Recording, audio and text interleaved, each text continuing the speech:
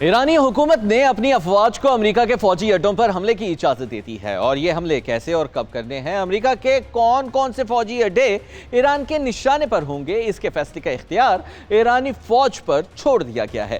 Moscow میں ایرانی وزیر خارجہ عباس عراقچی کو روس کے صدر پوٹن نے ہر قسم کی مدد کی یقین دہانی کرا دی ہے، اور پوٹن کے مطابق وہ کوشش کریں گے کہ ایرانی عوام کی جتنی مدد ہو سکے کی جائے۔ روس ایران کے فوجی مدد کرے گا، اور یہ مدد کس نوعیت کی ہوگی اس کی تفصیلات اب تک سامنے نہیں آ سکیں، لیکن یہ واضح ہو گیا ہے کہ روس بھی اس جنگ میں کود گیا ہے۔ ایک طرف امریکہ اسرائیل کی ہر طرح کی مدد کر رہا ہے، تو دوسری طرف اب روس نے ایران کی مدد کی حامی بھری ہے۔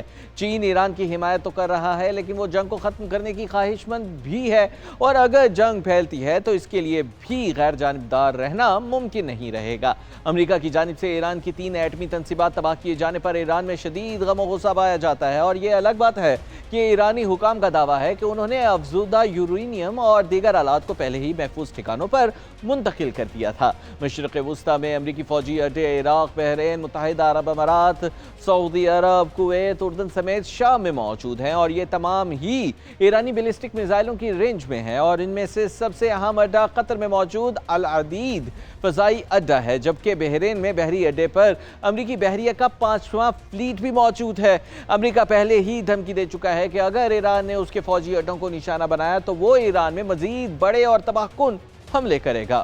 ایرانی فوجی سینٹرل کمانڈ کے ترجمان کے مطابق امریکہ کے خلاف سنگین نتائج رکھنے والے طاقتور آپریشنز متوقع ہیں، اور تنازع میں امریکہ کے داخل ہونے سے جائزہ اہداف کا دائرہ وسیع ہو گیا ہے۔ ترجمان سینٹرل کمانڈ نے امریکی صدر کو مخاطب کرتے ہوئے کہا ہے کہ مسٹر ٹرمپ، آپ یہ جنگ شروع کر سکتے ہیں، لیکن ختم اب ہم کریں گے۔ کسی کو نہیں معلوم کہ مستقبل میں اب کیا ہوگا، لیکن ایک بات طے ہے کہ اس جنگ کے نتائج کی ذمہ داری امریکہ اور صہیونی حکومت پر عائد ہوگی۔ امریکی صدر کے حالیہ بیانات اور مزید حملوں کی دھمکیاں عالمی سطح پر ایک غنڈہ کرتی ہیں۔ کئی مبصرین نے خطرے کی گھنٹی بجا دی ہے، اور اسرائیل کا اگلا نشانہ پاکستان یا ترکی ہو سکتے ہیں۔ اسرائیل دونوں سے خطرہ محسوس کرتا ہے، اور پیپلز پارٹی کے چیئرمین بلاول بھٹو زرداری نے بھی قومی اسمبلی سے خطاب میں یہی بات کی ہے کہ پہلے عراق کے بارے میں کہا گیا اور اب ایران کے بارے میں کہا ہے کہ ان کے پاس ویپن آف ماس ڈسٹرکشن ہے۔ پہلے وہ لبنان آئے، یمن آئے، اور اب ایران آ گئے۔ اگر ہم اب نہ بولے تو جب وہ ہم پر آئیں گے تو کوئی بولنے والا نہیں ہوگا۔ اسرائیل کی رجیم کو روکنا ہوگا۔ جنگ بندی کے لیے اقوام متحدہ اور OIC دونوں بے بس نظر آ رہے ہیں۔ امریکہ اور اسرائیل نہ اقوام متحدہ کی بات سن رہے ہیں، اور نہ انہوں نے OIC کی قرارداد کو کوئی اہمیت دی ہے۔ ایران نے امریکی فوجی اڈوں پر حملے کے ساتھ ساتھ آبنائے ہرمز کو بند کرنے کی بھی دھمکی دے دی ہے۔ آبنائے ہرمز بند ہونے سے خدشہ ہے کہ امریکہ اور یورپ کے ساتھ ساتھ ایران کے دوست ممالک بھی متاثر ہوں گے، جو اس وقت ایران کے ساتھ کھڑے ہیں۔ آبنائے ہرمز سے روزانہ 20 ملین تیل گزرتا ہے، جو عالمی کھپت کا بھی 20% ہے۔ اسی طرح مائع گیس کا 5واں حصہ بھی اسی راستے سے گزرتا ہے۔ اگر ایران آبنائے ہرمز بند کرتا ہے تو دنیا میں معاشی بھونچال آ جائے گا، اور ایک طرف پیٹرول اور مائع گیس کی قیمتیں بڑھ جائیں گی تو دوسری طرف اس کی قلت بھی پیدا ہو جائے گی۔ پیٹرول نایاب ہو جائے گا۔ کئی ممالک میں اس کی قلت بھی پیدا ہو گئی ہے۔ یہ بھی خدشہ ہے کہ بہت سے ممالک کو پیٹرول کی راشن بند کرنی پڑ جائے۔ کئی ممالک کی صنعتیں تباہ اور معیشت سست روی کا شکار ہو جائے گی۔ پاکستان کو مہنگا پیٹرول خریدنا پڑا تو اس کا ہماری معیشت پر بھی منفی اثر پڑے گا۔ پاکستان اور ایران کے سرحدی علاقوں کو معیشت کا دار و مدار ایرانی پیٹرول پر ہے، اور اس وقت سرحد بند ہونے سے وہاں پیٹرول کی شدید قلت بھی ہے، اور مقامی لوگوں کا کاروبار متاثر ہو رہا ہے۔ آبنائے ہرمز کی بندی سے ایک طرف تو ان عرب ممالک کا نقصان ہوگا جو اس وقت ایران کی حمایت اور اسرائیل کی مذمت کر رہے ہیں، تو دوسری طرف چین کا بھی بڑا نقصان ہوگا، جو اس کے تیل کا ایک بڑا خریدار ہے اور اس کی حمایت کر رہا ہے۔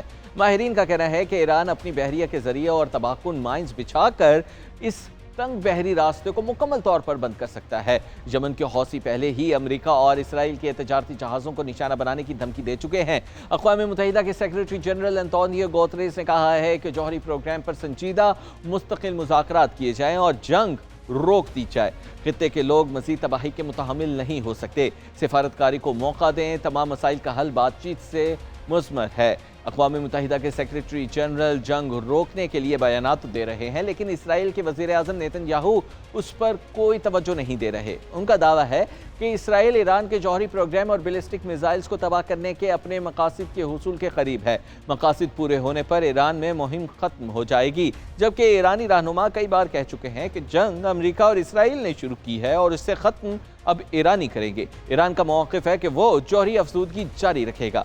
कोई उन्हें डिक्टेशन नहीं दे सकता कि उन्होंने क्या करना है। मुज़ाकरात शुरू होने के हवाले से वो कह चुके हैं कि अमेरिका ने इसका ऑप्शन खुद ही ख़त्म कर दिया है। अमेरिकी मीडिया भी ये कह रहा है कि सदर ट्रंप और इस्राएली वज़ीर-ए-आज़म नेतन्याहू अवामी हिमायत खो चुके हैं। अमेरिकी अवाम जंग नहीं चाहते, लेकिन ट्रंप और नेतन्याहू ने दुनिया को एक नई जंग में धकेल दिया है। ईरान ने अमेरिकी हमले के बावजूद जौहरी प्रोग्राम तो तर्क ना करने का ऐलान किया है, और ये सदर ट्रंप के लिए एक धचका भी है, जो बार बार कह रहे हैं कि ईरान का एटमी प्रोग्राम हमने ख़त्म कर दिया है। उन्होंने ईरान में रजीम तब्दीली की धमकी भी दे दी है। रजीम तब्दीली के लिए अमेरिका और इसराइल को ज़मीनी फ़ौज ईरान में दाखिल करनी पड़ेगी, और ईरानी अफवाज और ईरानी अवाम दोनों अमेरिका और इसराइल से इंतहाई नफरत करते हैं और लंबी जंग लड़ने के लिए तैयार है। अमेरिका में एक तरफ तो अवामी सतह पर जंग के खिलाफ मुजाहरे हो रहे हैं, तो दूसरी तरफ सीनियर तजिया निगारों का कहना है कि जंग अगर फैलती है तो ये 1-2 माह नहीं बल्कि कई दहाइयों तक जारी रहेगी। ये भी कहा जा रहा है कि ईरान अब तक एटम बॉम्ब ना बनाने का कह रहा था, लेकिन इस पर मुसलसल दबाव उसे मजबूर कर सकता है कि अपने पास मौजूद जौहरी अफसूदगी की सलाहियत और यूरेनियम के ज़ख़ीरे से एटमी धमाका कर दे। सदर ट्रंप के हमले ने ईरान को एटम बॉम्ब बनाने पर उकसाया है, और वो ही इसके जिम्मेदार होंगे।